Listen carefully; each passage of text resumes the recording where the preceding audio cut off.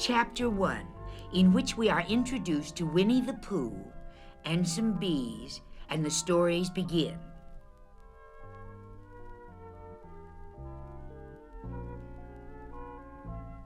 Here is Edward Bear coming downstairs now, bump, bump, bump on the back of his head, behind Christopher Robin.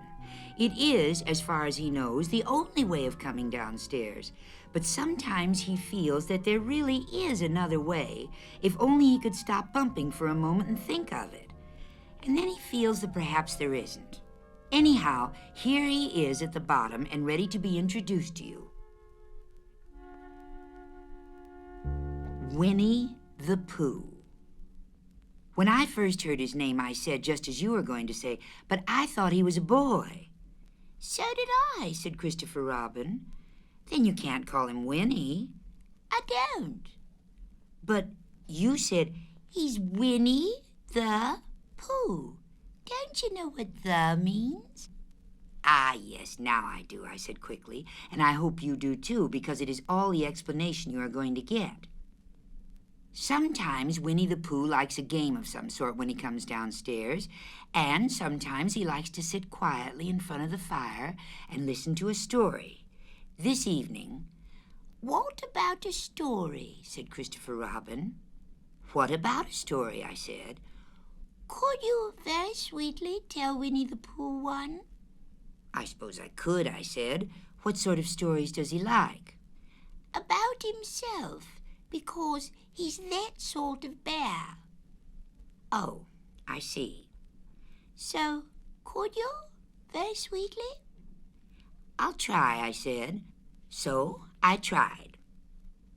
Once upon a time, a very long time ago now, about last Friday, Winnie the Pooh lived in a forest all by himself under the name of Saunders. "What does under the name mean?" asked Christopher Robin. "It means he had the name over the door in gold letters and lived under it." "Winnie the Pooh wasn't quite sure," said Christopher Robin. "Now I am," said a growly voice. "Then I will go on," said I. One day, when he was out walking, he came to an open place in the middle of the forest, and in the middle of this place was a large oak tree, and from the top of the tree there came a loud buzzing noise. Winnie the Pooh sat down at the foot of the tree, put his head between his paws, and began to think. First of all, he said to himself, "That buzzing noise means something. You don't get a buzzing noise like that just buzzing and buzzing without it meaning something. If there's a buzzing noise, somebody's making a buzzing noise. And the only reason for making a buzzing noise that I know of is because you're a bee." Then he thought another long time and said, "And the only reason for being a bee that I know of is making honey." And then he got up and said, "And the only reason for making honey is so I can eat it." So he began to climb the tree. He climbed, and he climbed, and he climbed, and as he climbed, he sang a little song to himself. It went like this.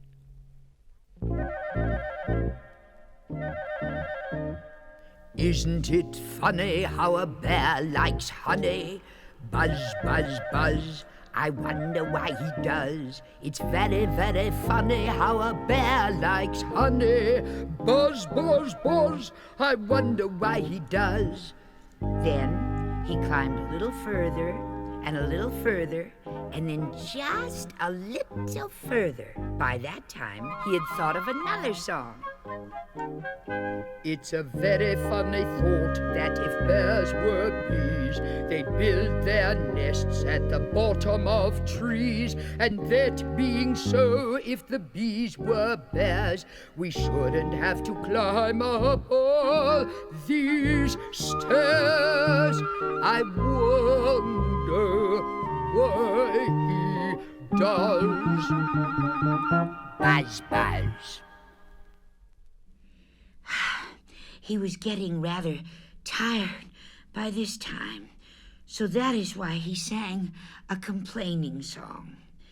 He was nearly there now, and if he just stood on that branch... Ah!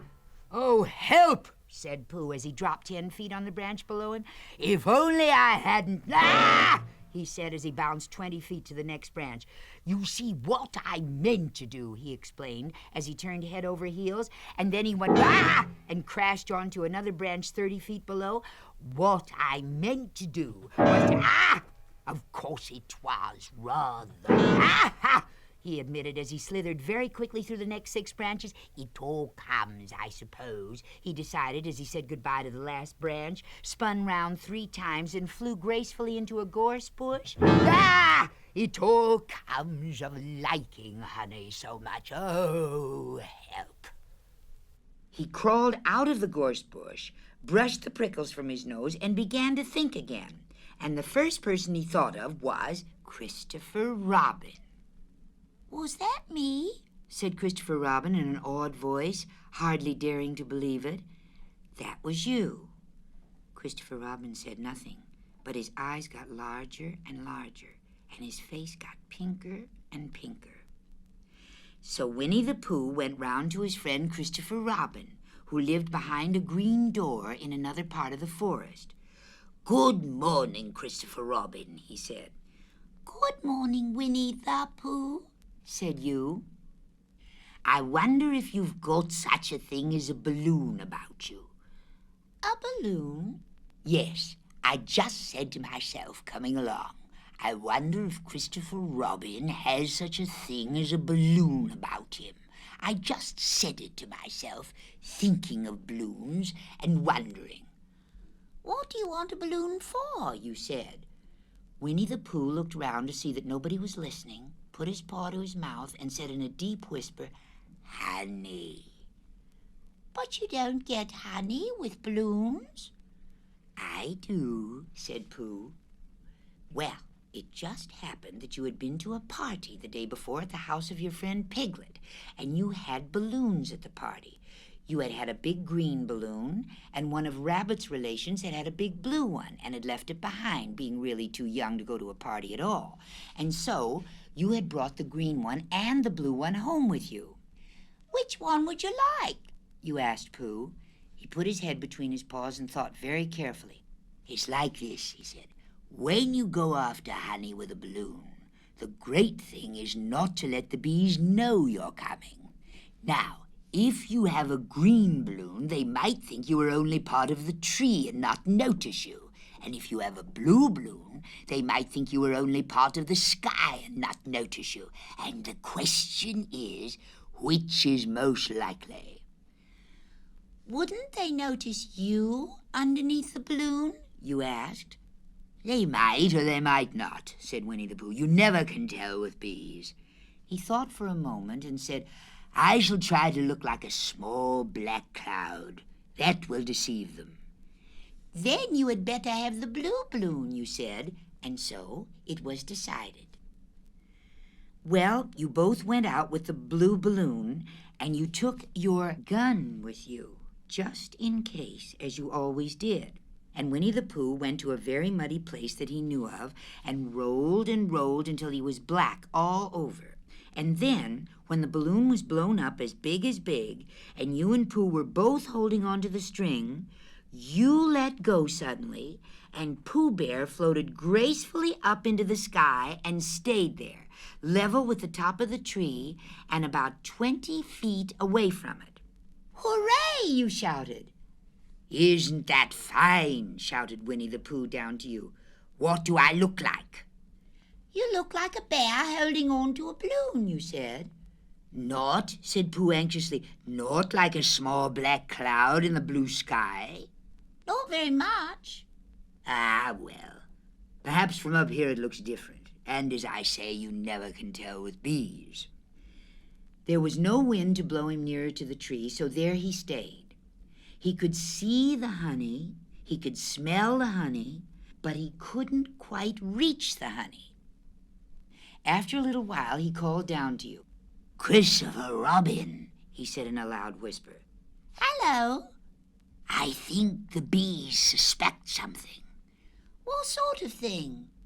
I don't know, but something tells me that they're suspicious. Perhaps they think that you're after their honey. It may be that. You never can tell with bees.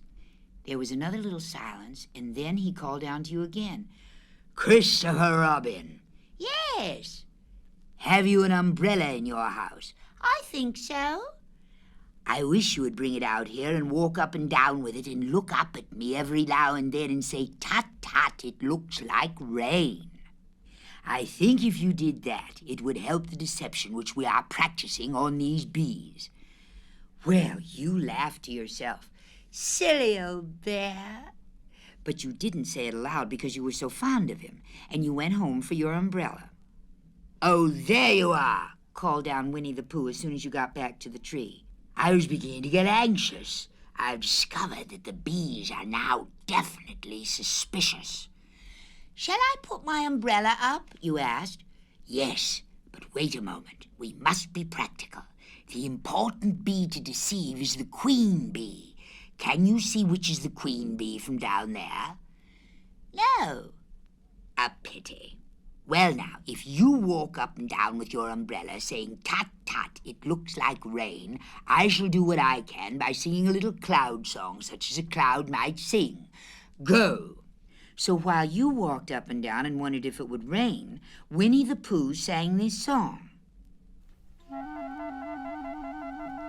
How sweet to be a cloud floating in the blue. Every little cloud always sings aloud. How sweet to be a cloud floating in the blue. It makes him very proud to be a little cloud. The bees were still buzzing as suspiciously as ever. Some of them, indeed, left their nest and flew all around the cloud as it began the second verse of this song. And one bee sat down on the nose of the cloud for a moment and then got up again. "Christopher, ow, Robin," called out the cloud. Yes? "I have just been thinking, and I have come to a very important decision. These are the wrong sort of bees." Are they? "Quite the wrong sort. So I should think they would make the wrong sort of honey, wouldn't you?" Would they? "Yes. So I think I shall come down." How? asked you. Winnie the Pooh hadn't thought about this. If he let go of the string, he would fall, bump, and he didn't like the idea of that. So he thought for a long time, and then he said, "Christopher Robin, you must shoot the balloon with your gun. Have you got your gun?" Of course I have, you said. But if I do that, it will spoil the balloon, you said. "But if you don't," said Pooh, "I shall have to let go, and that would spoil me." When you put it like this, you saw how it was, and you aimed very carefully at the balloon and fired. "Ow," said Pooh. Did I miss, you asked? "You didn't exactly miss," said Pooh, "but you missed the balloon." I'm so sorry, you said, and you fired again, and this time you hit the balloon. And the air came slowly out, and Winnie the Pooh floated down to the ground. But his arms were so stiff from holding on to the string of the balloon all that time that they stayed up straight in the air for more than a week, and whenever a fly came and settled on his nose, he had to blow it off. And I think, but I'm not sure, that is why he was always called Pooh.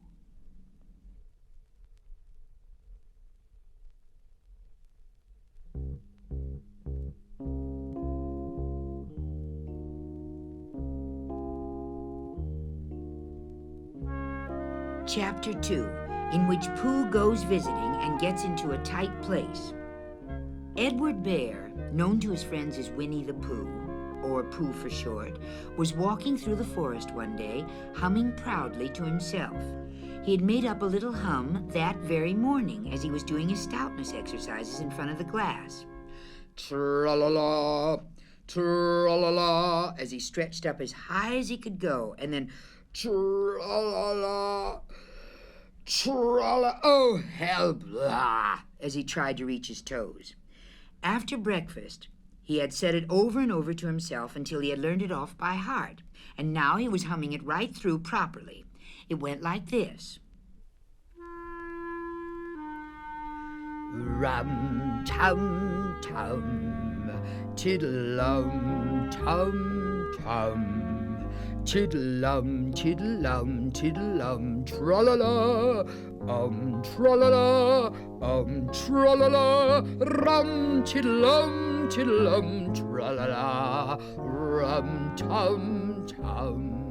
Well, he was humming this hum to himself and walking along gaily, wondering what everybody else was doing and what it felt like being somebody else, when suddenly he came to a sandy bank, and in the bank was a large hole. "Aha," said Pooh. Rum tiddle-um, tiddle-um, tra-la-la, rum tum tum. "If I know anything about anything, that hole means rabbit," he said. "And rabbit means company," he said. "And company means food and listening to me humming and such like." Rum tiddle-um, tiddle-um, tra-la-la, rum tum tum. So he bent down, put his head into the hole, and called out, "Is anybody at home?" There was a sudden scuffling noise from inside the hole, and then silence. "What I said was, is anybody at home?" called out Pooh very loudly. "No," said a voice. And then added, "You needn't shout so loud. I heard you quite well the first time." "Bother," said Pooh. "Isn't there anybody here at all?" "Nobody." Winnie the Pooh took his head out of the hole and thought for a little. And he thought to himself, "There must be somebody there, because somebody must have said nobody." So he put his head back in the hole and said, "Hello, Rabbit. Is that you?" "No," said Rabbit in a different sort of voice this time. "But isn't that Rabbit's voice?" "I don't think so," said Rabbit. "It isn't meant to be." "Oh," said Pooh. He took his head out of the hole and had another think. And then he put it back and said, "Well, could you very kindly tell me where Rabbit is?" "He has gone to see his friend, Pooh Bear, who is a great friend of his." "But this is me," said Bear, very much surprised. "What sort of me?" "Pooh Bear." "Are you sure?" said Rabbit, still more surprised. Quite sure," said Pooh. "Oh, well then, come in." So Pooh pushed and pushed and pushed his way through the hole, and at last he got in. "You were quite right," said Rabbit, looking at him all over. "It is you. Glad to see you." "Who did you think it was?" "Well, I wasn't sure.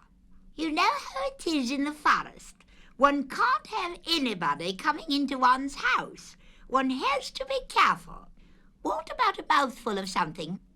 Pooh always liked a little something at 11 o'clock in the morning, and he was very glad to see Rabbit getting out the plates and mugs. And when Rabbit said, "Honey or condensed milk with your bread?"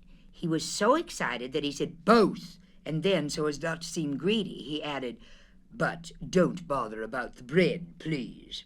And for a long time after that, he said nothing, until at last, humming to himself in a rather sticky voice, he got up, shook Rabbit lovingly by the paw, and said that he must be going. "Must you?" said Rabbit politely. "Well," said Pooh, "I could stay a little longer if you, and he tried very hard to look in the direction of the larder. "As a matter of fact," said Rabbit, "I was going out myself directly." "Oh, well then, I'll be going on. Goodbye." "Well, goodbye, if you're sure you won't have any more." "Is there any more?" said Pooh quickly. Rabbit took the covers off the dishes and said that no, there wasn't. "I thought not," said Pooh, nodding to himself. "Well, goodbye. I must be going." So he started to climb out of the hole. He pulled with his front paws and pushed with his back paws, and in a little while his nose was out in the open again, and then his ears, and then his front paws, and then his shoulders, and then... "Oh, help," said Pooh. "I'd better go back."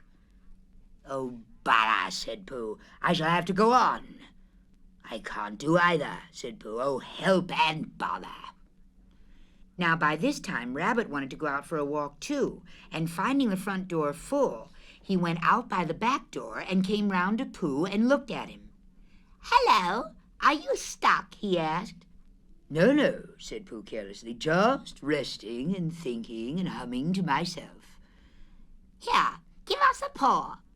Pooh Bear stretched out a paw, and Rabbit pulled and pulled. "Ow!" cried Pooh. "You're hurting." The fact is, said Rabbit, you're stuck. "It all comes," said Pooh crossly, "of not having front doors big enough." It all comes, said Rabbit sternly, of eating too much. I thought at the time, said Rabbit, only I didn't like to say anything, said Rabbit, that one of us was eating too much, said Rabbit, and I knew it wasn't me, he said. Well, I shall go and fetch Christopher Robin. Christopher Robin lived at the other end of the forest, and when he came back with Rabbit and saw the front half of Pooh, he said, "Silly old bear," in such a loving voice that everybody felt quite hopeful again. "I was just beginning to think," said Bear, sniffing slightly, "that Rabbit might never be able to use his front door again, and I should hate that," he said. "So should I," said Rabbit. "Use his front door again?" said Christopher Robin. "Of course he'll use his front door again." "Good," said Rabbit. "If we can't pull you out, Pooh, we might push you back." Rabbit scratched his whiskers thoughtfully and pointed out that when once Pooh was pushed back, he was back, and of course nobody was more glad to see Pooh than he was. Still, there it was. Some lived in trees, and some lived underground, and... "You mean I'd never get out?" said Pooh. "I mean," said Rabbit, "that having got so far, it seems a pity to waste it." Christopher Robin nodded. "Then there's only one thing to be done," he said. "We shall have to wait for you to get thin again." "How long does getting thin take?" asked Pooh anxiously. "About a week, I should think." "But I can't stay here for a week." "You can stay here all right, silly old bear. It's getting you out which is so difficult." "We'll read to you," said Rabbit cheerfully, "and I hope it won't snow," he added. "And I say, old fellow, you're taking up a good deal of room in my house. Do you mind if I use your back legs as a towel horse? Because, I mean, there they are, doing nothing, and it would be very convenient just to hang the towels on them." "A week," said Pooh gloomily. "What about meals?" "I'm afraid no meals," said Christopher Robin, "because of getting thin quicker. But we will read to you." Bear began to sigh, and then found he couldn't because he was so tightly stuck, and a tear rolled down his eye as he said, "Then would you read a sustaining book, such as would help and comfort a wedged bear in great tightness?"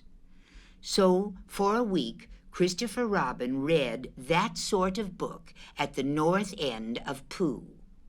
And Rabbit hung his washing on the south end, and in between, Bear felt himself getting slenderer and slenderer, and at the end of the week, Christopher Robin said, "No." So he took hold of Pooh's front paws, and Rabbit took hold of Christopher Robin, and all of Rabbit's friends and relations took hold of Rabbit, and they all pulled together, and for a long time Pooh only said, "Ow!" and "Oh!" And then all of a sudden he said, "Pop!" just as if a cork were coming out of a bottle. And Christopher Robin and Rabbit and all Rabbit's friends and relations went head over heels backwards, and on the top of them came Winnie the Pooh, free. So, with a nod of thanks to his friends, he went on with his walk through the forest, humming proudly to himself. But Christopher Robin looked after him lovingly and said to himself, "Silly old bear." Chapter 4, in which Eeyore loses a tail and Pooh finds one. The old gray donkey, Eeyore, stood by himself in a thistly corner of the forest, his front feet well apart, his head on one side, and thought about things. Sometimes he thought sadly to himself, "Why?" And sometimes he thought, "Wherefore?" And sometimes he thought, "Inasmuch as which?" And sometimes he didn't quite know what he was thinking about. So, when Winnie the Pooh came stumping along, Eeyore was very glad to be able to stop thinking for a little in order to say, "How do you do?" in a gloomy manner to him. "And how are you?" said Winnie the Pooh. Eeyore shook his head from side to side. "Not very well," he said. "I don't seem to have felt at all well for a long time." "Dear, dear," said Pooh. "I'm sorry about that. Let's have a look at you." So Eeyore stood there, gazing sadly at the ground, and Winnie the Pooh walked all round him once. "Why, what's happened to your tail?" he said in surprise. "What has happened to it?" said Eeyore. "It isn't there." "Are you sure?" "Well, either a tail is there or it isn't there. You can't make a mistake about it, and yours isn't there." "Then what is?" "Nothing." "Let's have a look," said Eeyore, and he turned slowly round to the place where his tail had been a little while ago, and then, finding that he couldn't catch it up, he turned round the other way until he came back to where he was at first, and then he put his head down and looked between his front legs, and at last he said, with a long, sad sigh, "I believe you're right." "Of course I'm right," said Pooh. "Well, that accounts for a good deal," said Eeyore gloomily. "It explains everything. No wonder." "You must have left it somewhere," said Winnie the Pooh. "Somebody must have taken it," said Eeyore. "How like them," he added after a long silence. Pooh felt that he ought to say something helpful about it, but didn't quite know what, so he decided to do something helpful instead. "Eeyore," he said solemnly, "I, Winnie the Pooh, will find your tail for you." "Thank you, Pooh," answered Eeyore. "You're a real friend," said he. "Not like some," he said. So Winnie the Pooh went off to find Eeyore's tail. It was a fine spring morning in the forest as he started out. Little soft clouds played happily in a blue sky, skipping from time to time in front of the sun as if they had come to put it out, and then sliding away suddenly so that the next might have his turn. Through them and between them the sun shone bravely, and a copse, which had worn its fir trees all the year round, seemed old and dowdy now, beside the new green lace which the beeches had put on so prettily. Through copse and spinney marched Bear, down open slopes of gorse and heather, over rocky beds of streams, up steep banks of sandstone into the heather again, and so at last, tired and hungry, to the 100-acre wood, for it was in the 100-acre wood that Owl lived. "And if anyone knows anything about anything," said Bear to himself, "it's Owl who knows something about something," he said. "Or my name's not Winnie the Pooh," he said. "Which it is," he added. "So, there you are." Owl lived at the Chestnuts, an old-world residence of great charm, which was grander than anybody else's, or seemed so to Bear, because it had both a knocker and a bell pull. Underneath the knocker there was a notice which said, "Please ring if an answer is required." Underneath the bell pull there was a notice which said, "Please knock if an answer is not required." These notices had been written by Christopher Robin, who was the only one in the forest who could spell, for Owl wise though he was in many ways, able to read and write and spell his own name, W-O-L, yet somehow went all to pieces over delicate words like M-E-A-S-L-E-S and B-U-T-T-E-R-E-D-T-O-A-S-T.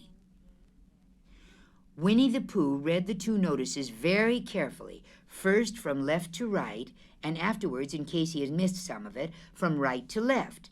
Then, to make quite sure, he knocked and pulled the knocker, and he pulled and knocked the bell rope, and he called out in a very loud voice, "Owl, I require an answer.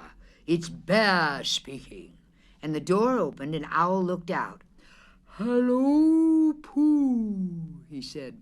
"How's things?"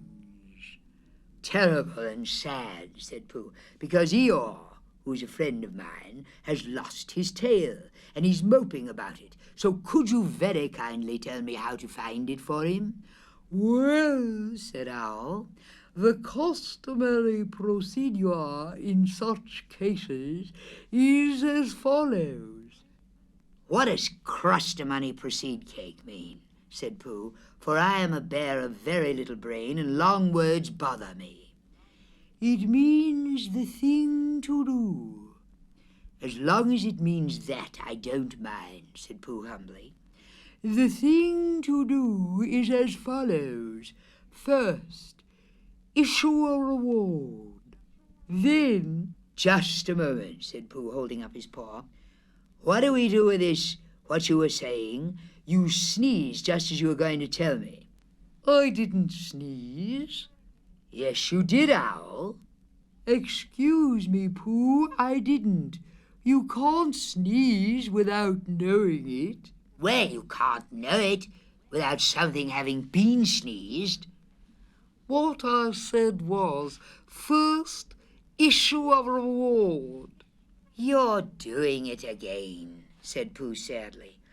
"A reward," said Owl very loudly. "We write a notice to say that we will give a large something to anybody who finds Eeyore's tail."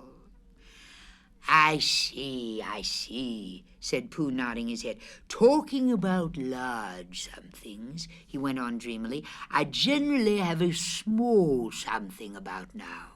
About this time in the morning," and he looked wistfully at the cupboard in the corner of Owl's parlor.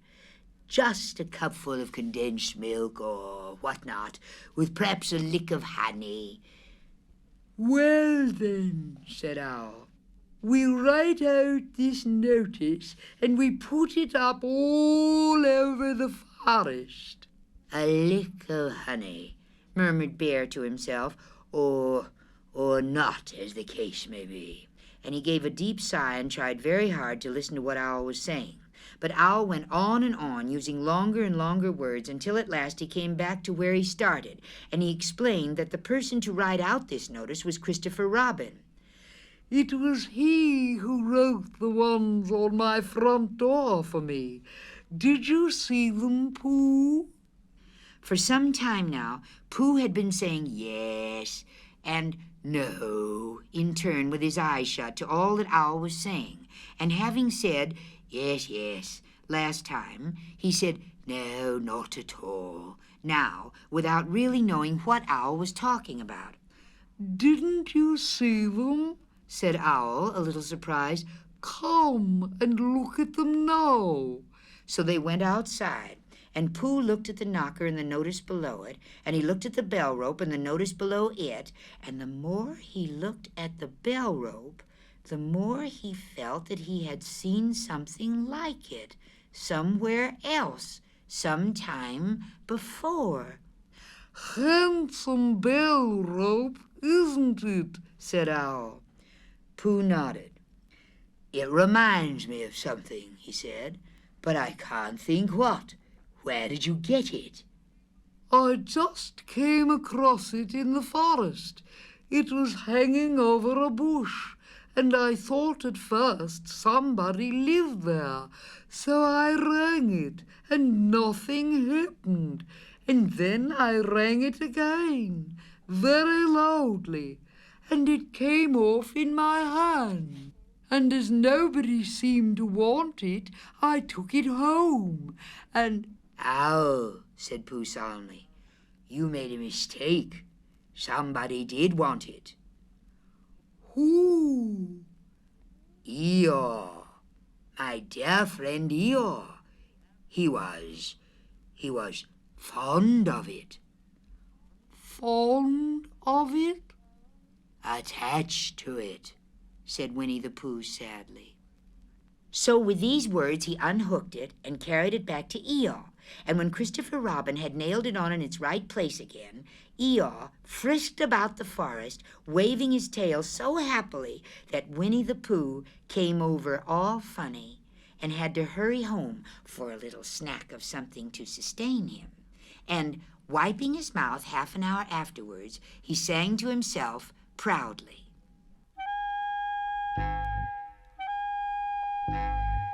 Who found the tail? Who found my tail? "I," Said Pooh. at 1:45. Only it was 11:15, really. "I found the tail." Who found my tail?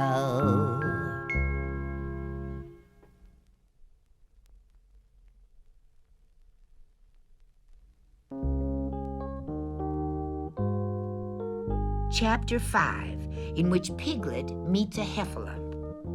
One day, when Christopher Robin and Winnie the Pooh and Piglet were all talking together, Christopher Robin finished the mouthful he was eating and said carelessly, I saw a Heffalump today, Piglet. Oh, what was it doing? asked Piglet. Just lumping along. Said Christopher Robin. I don't think it saw me. I saw one once, said Piglet. At least I think I did, he said. Only perhaps it wasn't. So did I, said Pooh, wondering what a Heffalump was like. You don't often see them, said Christopher Robin carelessly. Not now, said Piglet. Not at this time of year, said Pooh. Then they all talked about something else until it was time for Pooh and Piglet to go home together. At first, as they stumped along the path which edged the 100-acre wood, they didn't say much to each other. But when they came to the stream and had helped each other across the stepping stones and were able to walk side by side again over the heather, they began to talk in a friendly way about this and that, and Piglet said, If you see what I mean, Pooh. And Pooh said, It's just what I think myself, Piglet. And Piglet said, But on the other hand, Pooh, we must remember. And Pooh said, Quite true, Piglet, although I'd forgotten it for the moment. And then, just as they came to the 6 pine trees, Pooh looked round to see that nobody else was listening and said in a very solemn voice, Piglet, I have decided something. Ah, what have you decided, Pooh? I have decided to catch a Heffalump.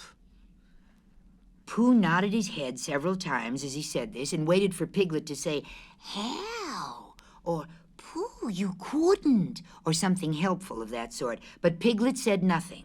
The fact was, Piglet was wishing that he had thought about it first. I shall do it, said Pooh after waiting a little longer, by means of a trap, and it must be a cunning trap. So, you will have to help me, Piglet. Pooh, said Piglet, feeling quite happy again now. I will. And then he said, How shall we do it? And Pooh said, That's just it. How? And then they sat down together to think it out. Pooh's first idea was that they should dig a very deep pit, and then the Heffalump would come along and fall into the pit, and Why? said Piglet. Why what? said Pooh. Why would he fall in? Pooh rubbed his nose with his paw and said that the Heffalump might be walking along, humming a little song and looking up at the sky and wondering if it would rain, and so he wouldn't see the very deep pit until he was halfway down when it would be too late. Piglet said that this was a very good trap, but supposing it were raining already? Pooh rubbed his nose again and said that he hadn't thought of that. And then he brightened up and said that if it were raining already, the Heffalump would be looking at the sky, wondering if it would clear up. And so he wouldn't see the very deep pit until he was halfway down, when it would be too late. Piglet said that now that this point had been explained, he thought that it was a cunning trap. Pooh was very proud when he heard this, and he felt that the Heffalump was as good as caught already. But there was just one other thing which had to be thought about, and it was this. Where should they dig the very deep pit? Piglet said that the best place would be somewhere where a Heffalump was just before he fell into it, only about a foot farther on. "But then he would see us digging it," said Pooh. Not if he was looking at the sky. "He would suspect," said Pooh, "if he happened to look down." He thought for a long time and then added sadly, "It isn't as easy as I thought. I suppose that's why Heffalumps hardly ever get caught." That must be it, said Piglet. They sighed and got up, and when they had taken a few gorse prickles out of themselves, they sat down again. And all the time Pooh was saying to himself, "If only I could think of something." For he felt sure that a very clever brain could catch a Heffalump if only he knew the right way to go about it. "Suppose," he said to Piglet, "you wanted to catch me. How would you do it?" Well, said Piglet, I should do it like this. I should make a trap, and I should put a jar of honey in the trap, and you would smell it, and you would go in after it, And I would go in after it, said Pooh excitedly, "only very carefully so as not to hurt myself. and I would get to the jar of honey, and I should lick round the edges first of all, pretending that there wasn't any more, you know, and then I should walk away and think about it a little, and then I should come back and start licking in the middle of the jar, and then... Yes, well, never mind about that. There you would be, and there I should catch you. Now, the first thing to think of is, what do Heffalumps like? I should think acorns, shouldn't you? We'll get a lot of... I say, wake up, Pooh. Pooh, who had gone into a happy dream, woke up with a start and said that honey was a much more trappy thing than acorns. Piglet didn't think so, and they were just going to argue about it when Piglet remembered that if they put acorns in the trap, he would have to find the acorns. But if they put honey, then Pooh would have to give up some of his own honey. So he said, "All right, honey then," just as Pooh remembered it too and was going to say, "All right, acorns." Honey, said Piglet to himself in a thoughtful way, as if it were now settled. I'll dig the pit while you go and get the honey. "Very well," said Pooh, and he stumped off. As soon as he got home, he went to the larder and he stood on a chair and took down a very large jar of honey from the top shelf. It had honey written on it, but just to make sure, he took off the paper cover and looked at it, and it looked just like honey. "But you never can tell," said Pooh. "I remember my uncle saying once that he had seen cheese just this color." So he put his tongue in and took a large lick. "Yes," he said, "it is, no doubt about that. And honey, I should say, right down to the bottom of the jar. Unless, of course," he said, "somebody put cheese in the bottom for a joke. Perhaps I'd better go a little further. Yes, I think so. Just in case. In case Heffalumps don't like cheese, same as me."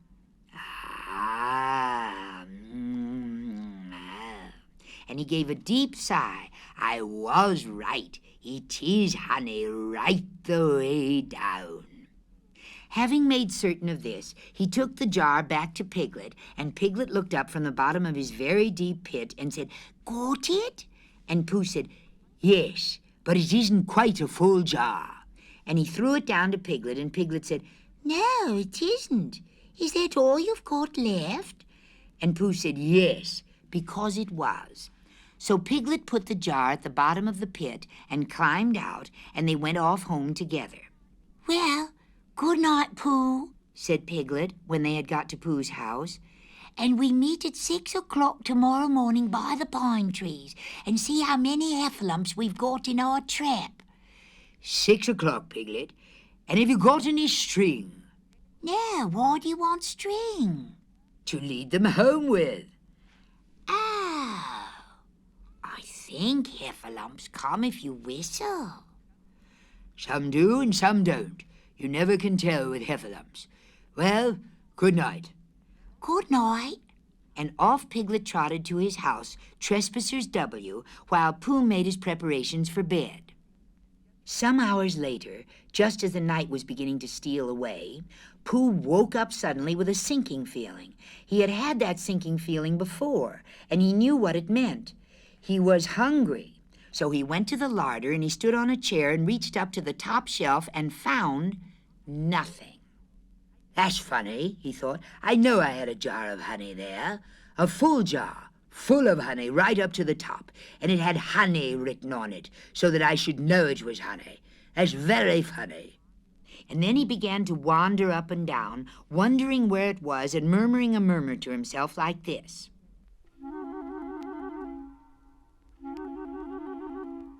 It's very, very funny, 'cause I know I had some honey, 'cause it had a label on saying honey. A galoptious full of pot too, and I don't know where it's got to. No, I don't know where it's gone. Well, it's funny. He had murmured this to himself 3 times, in a singing sort of way, when suddenly he remembered. He had put it into the cunning trap to catch the heffalump. Oh, bother, said Pooh. It all comes of trying to be kind to heffalumps. And he got back into bed.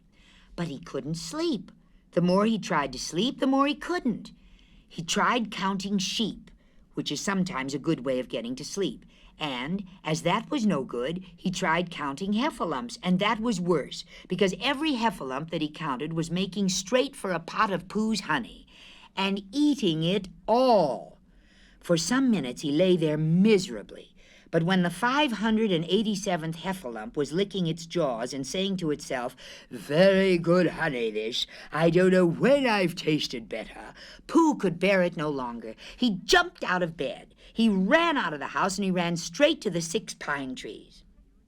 The sun was still in bed, but there was a lightness in the sky over the 100-acre wood which seemed to show that it was waking up and would soon be kicking off the clothes. In the half-light, the pine trees looked cold and lonely, and the very deep pit seemed deeper than it was. And Pooh's jar of honey at the bottom was something mysterious, a shape and no more. But as he got nearer to it, his nose told him that it was indeed honey, and his tongue came out and began to polish up his mouth, ready for it. "Oh, bother," said Pooh as he got his nose inside the jar. "A heffalump has been eating it."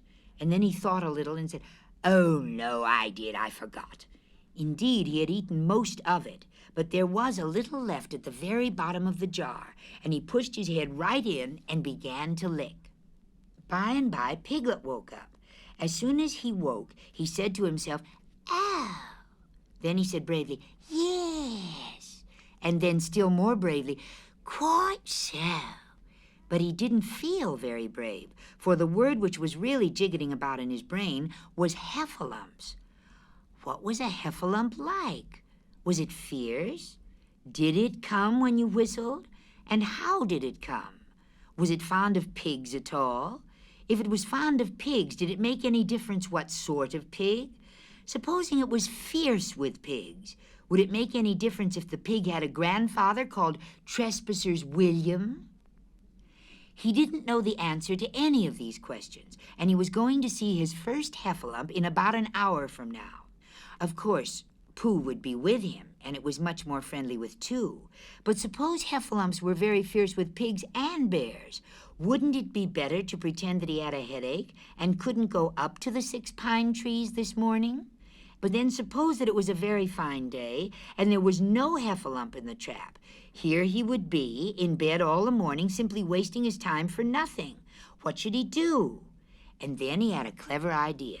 He would go up very quietly to the 6 pine trees now, peep very cautiously into the trap, and see if there was a Heffalump there. And if there was, he would go back to bed, and if there wasn't, he wouldn't. So off he went. At first he thought that there wouldn't be a Heffalump in the trap, and then he thought that there would. And as he got nearer, he was sure that there would, because he could hear it Heffalumping about it like anything. Oh dear, oh dear, oh dear, said Piglet to himself, and he wanted to run away. But somehow, having got so near, he felt that he must just see what a Heffalump was like. So he crept to the side of the trap and looked in. And all the time, Winnie the Pooh had been trying to get the honey jar off his head. The more he shook it, the more tightly it stuck. "Voila," he said inside the jar, and "Oh, head." and mostly, "Oh." and he tried bumping it against things. But as he couldn't see what he was bumping it against, it didn't help him. And he tried to climb out of the trap, but as he could see nothing but jar, and not much of that, he couldn't find his way. So at last he lifted his head, jar and all, and made a loud, roaring noise of sadness and despair.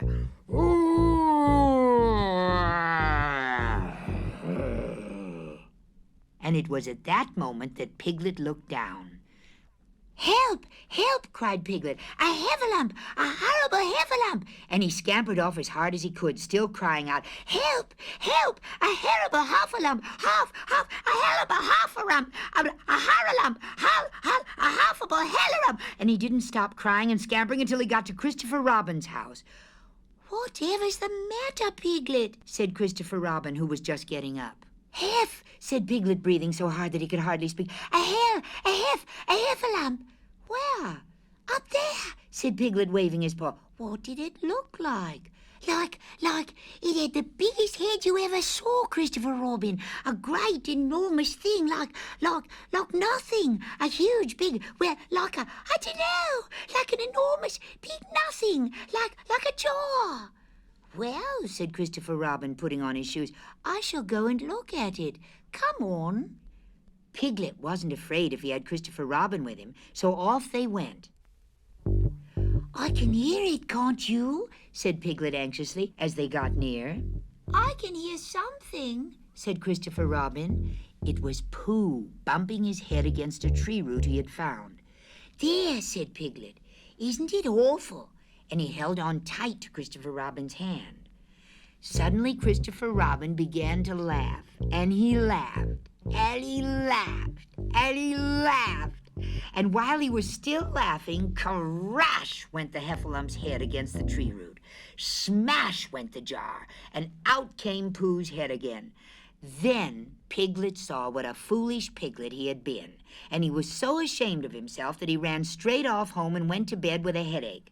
But Christopher Robin and Pooh went home to breakfast together.